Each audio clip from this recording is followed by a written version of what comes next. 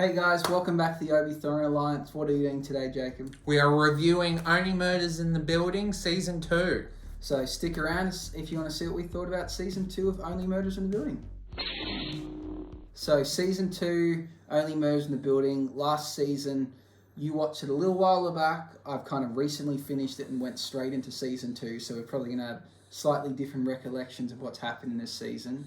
We both quite like Season 1, and then Season 2... Where does this kick off? What kind of starts Season 2? Well, basically it starts from the beginning of Season 1 with the main, head of the building being murdered, and we thinking that the female of the main trio doing it, and then them working out who actually did the murder, and some interesting storylines. Yeah, so it's kind of interesting how they do that. The Season 1 starts with Selena Gomez's character Mabel covered in blood holding someone dead, and then it goes backwards a few months, eventually leading to them. Well, they solve another murder along the process, and then eventually it ends with that. So then Season 2 follows them trying to prove their innocence and solve the murder from season that we see at the start of Season 1 and the end of Season 1. So it's very, very different and unique in that way, how they do it. So it follows them trying to basically prove their innocence. Got a few extra cast members that join this season. We get Cara Levine. We get Amy Schumer joins it for a few episodes, and Paul Rudd at the end of Season 2. So, as you said, they're trying to prove their innocence. So, Mabel is found covered in blood. She's adamant, I haven't done this. The only thing that kind of goes against her is the person that's been stabbed has got a knitting needle in them. And Mabel has made it very public on the podcast that she would protect herself using a knitting needle because she's into knitting. So, that kind of puts her as the main suspect. The show then they give up on chasing them pretty quickly. They kind of go, well, we don't have a murder weapon, so we can't put it on you, but you're our number one suspect. Whilst they're free to do what they like, they basically try and uncover this mystery and discover heaps of cool things about the building, heaps of twists and turns to why this person was murdered, but seemingly not getting the police involved or passing on any of the evidence they find, which I thought was a bit strange. And multiple twists as who actually committed the murder. We won't give away who it was, but did you see it coming? Not in this season, no. I think it was almost, there was no real clue. You kind of had an idea of like a group of people who it may have been that were associated. As to their reasons why and exactly who did it in the end was very hard to pick. Led you on all these different trails, so which is what a good murder mystery should do, but ultimately maybe it should have given us the chance to properly predict it. Because even in the last episode, there was 3 instances where you go, oh, it's them. Oh, no. Oh, it's them. No. And you go, oh, well, now it's that person. I don't know if I was satisfied with the person who it was in the end, but their reasoning I really liked. I just don't quite know if that was the best option. So, yeah. Anything you want to add to the summary before we move to all of our scores? I still think if you enjoyed Season 1, Season 2, I think does the killer a lot better than Season 1, because Season 1 kind of didn't really make sense, but with the kill of Season 2, I think the murder is a lot better, and the show is really strong. Don't know how many more seasons it has in it. It does feel like they just keep coming up with random things to drag the show at the moment, but really top show to watch, and entertaining is definitely the main thing I think the show does well, in the cast. So, yeah. Okay, let's move into a verdict. Tell us, what did you give it? I gave it an 83% out of 100. Definitely the entertaining factor is what holds the show. The cast definitely are the strong part about it. The murder mystery is definitely, I think, stronger than in Season 1. But I think Season 1 might have been stronger because it was more unique. What was Season 2? I think they're both good for different reasons.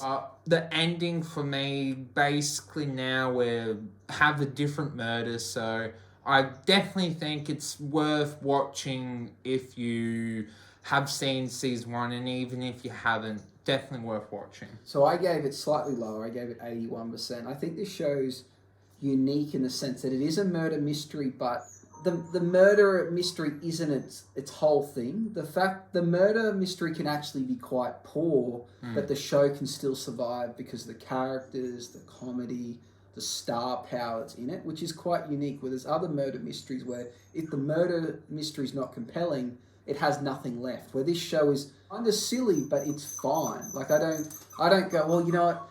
I don't buy that the murderer would have did this. You go, I don't really care. I was entertained. I think the episodes are quite a good length. I think the amount of episodes are quite good. And even though now the next season is going to follow another murder, you go, how does this keep happening? I don't really care. I kind of want to see what happens. I'm more invested in the characters than the story. And even Selena Gomez's character even points out at the end of the second season that when Paul Rudd gets discovered like murdered, she's like, oh my God, it's happening again. Like, how does this keep happening to us? And I think the show makes a joke about itself, and I think it's quite fine. Again, like season 1, I think there was so many elements to throw you off the scent that it kind of deterred from it a little bit. But if you look back at it, the logical side behind how the murder developed and who did it and their reasons is actually really good, but you've got to kind of break it down. It's not that obvious. So we'll get into that in the spoilers, but I think overall the reason behind the murderer and why they did the murder, I think is very, very clever. I just think maybe they could have picked a different character to have the same reasoning, and we'll explain that later. It makes more sense. And I think with a few little tweaks, the mystery was actually very, very unique. But overall, I still liked it, and I think 81% is quite a good score. Indeed. Yeah, so let's move into some spoilers. Let's talk about a few things. So the mystery of trying to pick who it was. So you said you didn't pick it this time. I had it between 3 people.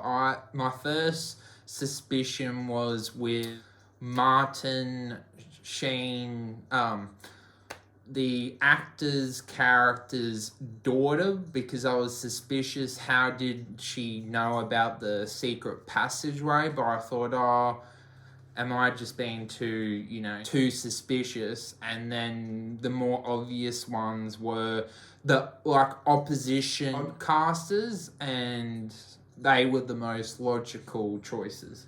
Yeah, I think early on I thought it was something to do with the opposition podcasters, but they didn't give a reason until the end to why it could have been them. So I'm kind of watching going, well, why would it be them? Why would they do it? Like what is their reasoning? In the end, the fact that they were basically created a murder to frame someone so that they could make a great podcast about it is quite cool, but it wasn't actually the lead podcast that did it, which it made you think that towards the end. It was her assistant, and I think if it was actually her, I think that would have been better. I think the assistant doing it was kind of like, well, bit of a cop-out, because I didn't really like the head podcaster. She was a horrible person, so you wanted her to be the villain. So I think maybe if they swapped that around, that would have been fine. But that also explains, because I'm kind of watching it going, well, this person's getting picked on. She's really, her boss is mean to her, and she knows this big secret about her. Why doesn't she dob her in? And it should have came clear then that it's because the boss doesn't know that the murder was fake. So basically in the show, if you're watching the spoilers, you've probably seen it. This podcaster got famous for investigating a disappearance and a murder in a small town in Oklahoma. But the murder actually never took place. The person just ran away, came in, an assistant for this lady and said, hey, there's this person that's been murdered, try and do this. And she then got cops to help plant evidence to make it seem that this person was murdered and frame the town mayor. But in fact, no one ever was murdered. It was all staged. But she didn't. It's clear now that the podcaster didn't know that. She generally believed she'd solved this murder.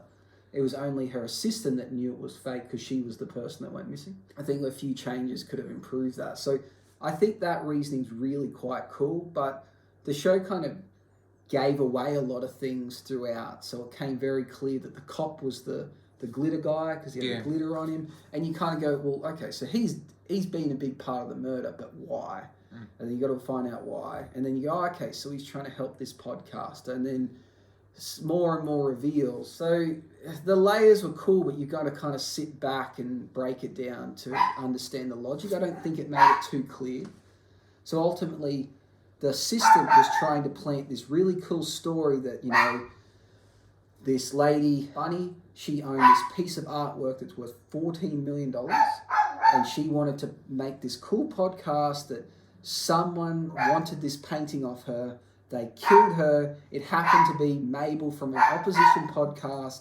They frame her. They basically wanted to make out that it was because her new love interest owned an art gallery and she wanted the piece. And it all kind of makes sense, but the show didn't explain. Every time they planted a piece of evidence in their house or apartment, they kind of discovered it and then got rid of it. Where I think if the cops showed up and go, why have you got the artwork? Why have you got this weapon? That would have been better. Because the cops weren't interested in them. The cops didn't even know that these weapons existed and that the art piece was there, so they weren't really a suspect of interest. Where if they were getting heavily pursued by the police, that would have been different, because they would have been like, oh crap, we need to find the real murderer because we're going to jail. But the cops didn't really investigate them, even though one of the cops was corrupt and was planting the evidence. It seems confusing. Why didn't he rock up to their apartment and go, knock, knock, oh, you've got this artwork, and I know that because I put it there. But he didn't. He wasn't doing a very good job of framing them. Mm. So it had all the right elements. I just think it needed a few tweaks, but it was entertaining. So it's hard to hate. I think you got to break it down to really appreciate what happened. Mm. Do you feel like lesbian painter was necessary in the show, but she was just someone that was added in to make you think she was a suspect, but I never thought she was a murderer? Yeah, definitely. I felt that it was unnecessary. The only justification I could see is the link between her and the artwork, but not needed. In the end, when she kind of fake stabbed him and he pretended to be dead, you go, oh, okay. Well, at first I was like, is she actually the murderer? Like, that's a bit wild. But I was like, surely he's not dead. Like, that would be the end of the season. Like, that, you go, well, that stops, but there's still more of this episode to go. So I was like, okay, it seems like an odd way to do it. We will apologise. We are puppy sitting, so the dogs you hear barking in the background are little puppies we're looking after. So I felt like the character was possibly not necessary, added a little bit, but I'm not a big fan of Cara Levine. I don't think she's a great actress. I think didn't think she had to be there. She wasn't unnecessary, but she wasn't an important character. Besides in the end, her kind of confessing to a murder convinced the real murderer to take ownership. Beyond that, her role was pretty little to nothing, except for maybe same-sex couple thing that you try and put in every show to kind of more representative. That's about it. Yeah, I'd agree with that. Yeah, anything else we're talking about from this series?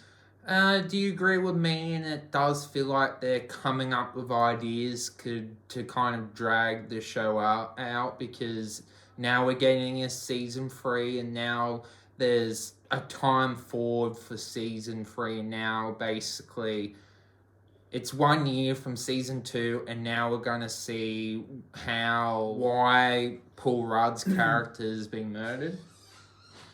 I do think they're kind of scraping the barrels. Season 1 and 2 are kind of combined in a way because of the way the timelines cross over. But yeah, I think they're unique. The stories they have are kind of okay, but they add these side stories that amount to nothing. So we think back to season 1. We've got the side story of the jewels. They're chasing this particular ring, and they really want you to think that's important. But ultimately, it wasn't that important. You got the side story of Theo, the gentleman that's deaf, and was he a murderer or did she fall off? And then someone going to prison. Again, they're not important, but they take up time in the story. And then the second season, the art gallery doesn't need to be there so much. Going on this wild chase to Coney Island to try and chase down someone that was a security guard there, but it was really just the police officer. Like, they never explained that. Does he also work at Coney Island as a security guard? Like, I don't really know what the point there was. Just adding these little side stories to try and make you think that they're important. The son of the director Like his character, directing a play, like what did that add? Is that just, just to give him a bit of human element? And then him discovering that his dad isn't his real dad, like, again, that adds nothing to the story. Like, it didn't need to be there, except for to justify the fact that they don't look anything alike. But again, no one really cares. All these little side stories seem like they are kind of scraping the barrel. I don't know. I'm looking forward to season 3, and I guess they can continue to do it until it gets stale. And I don't think it's stale yet. It's just unbelievable, but being unbelievable is okay, long as I'm entertained. And I must say I'm entertained. Do you like in both seasons the murderers are both females? Yeah, that's interesting. I didn't really think of that. It's a bit of a different take. That's the thing. Was she? I couldn't work out. Was she the murderer or was the cop the murderer? Like who actually did the stabbing? Because every time they showed the footage of someone walking around wearing the full black outfit, it looked like too big to be the girl. It looked like the cop. But yeah, I'm not sure. But we'll assume she was the murderer, at least. She's definitely the mastermind behind it. So yeah, that's a different take. But their logic each time, in the first season, she kind of had a bloodlust, but she basically got broken up with and doesn't like that. She doesn't like being second best, so she killed someone. This season, I'm looking to progress my career, so I'm going to murder someone in order for my boss to create a great podcast. Yeah. I think with a few tweaks, I think they really could have pushed this idea of the art piece, chasing that, and the murderer being behind that. But I think the cops needed to be hot on the trail of them, and they needed to be discovering the evidence and going, oh, okay, well, it's something to do with this art. Like, why do you want this art? And they're like, we don't want the art. Like, it's got nothing to do with us. And they go, well, isn't Savage? Isn't that your father? Like, to be really... make it really seem like they were the reason behind it. Because from us on the outside, we can see where she was trying to frame them, and it was actually quite clever, but no one else knew it.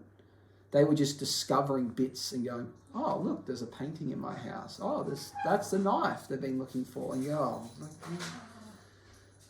it wasn't important because the cops weren't actively pursuing them. It seemed low stakes, to be honest. See, with the show overall, that this is more of a show for characters and character development. What actually the murder doesn't really matter that much. Yeah, partially.